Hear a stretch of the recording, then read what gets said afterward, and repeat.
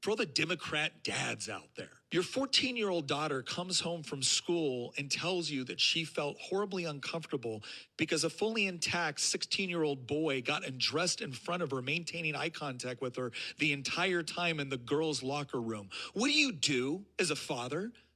Do you just look at her and say, well, sweetheart, you should stop being such a bigot? I'm starting to think you do. So, I'm no dad, but I think this one's pretty easy to answer regardless of whether you're a Democrat or not. So let's go climb a tree and we'll talk about it. First of all, the situation this guy describes is an open and shut case of sexual harassment, and that would be true regardless of the gender of the people involved. So obviously I wouldn't call my daughter a bigot and do nothing about it. At the very least, I would report the incident to the school and potentially pursue legal action. And I would work to make sure my daughter was protected and did not have to be in contact with her harasser again. Everything I just described is not controversial at all, nor is it against what most Democrats or people on the left would say. But let's be real. The actual point this guy is making is how we should be afraid of trans people sexually assaulting our daughters in bathrooms.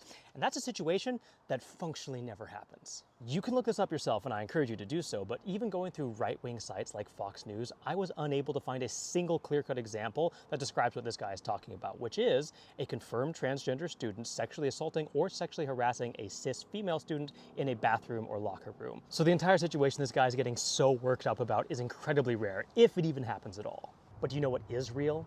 Trans students and trans kids being sexually assaulted in bathrooms, especially when they're forced to use facilities that don't conform to their gender identity. About 1 in 4 trans teens reported being sexually assaulted in locker rooms or bathrooms in the preceding year alone when they had to use facilities that didn't match their gender identity. So this guy is triple wrong. First, basically nobody is going to brush off sexual harassment the way he describes, not even the Democrats. Second, trans students are not assaulting cis girls in locker rooms as he suggests. And third, the actual opposite is true, which is that trans students are the ones who are at risk of being assaulted in bathrooms and locker rooms. You know, if he truly cared about kids getting sexually harassed, maybe he would do something to protect trans youth rather than demonizing them. Oh, and I forgot to add, he says this next. Which tells me you're not a dad. She clearly has 2 crappy moms, right? Because there's no way a father should look at something like that and not just have something well up inside them that wants to go out and protect and defend. But it's been neutered out of the progressive left. 2 crappy moms? Like, does this guy really think dads are the only ones with an urge to protect their children? Like, does he really think his wife wouldn't also want to protect their daughter from sexual harassment?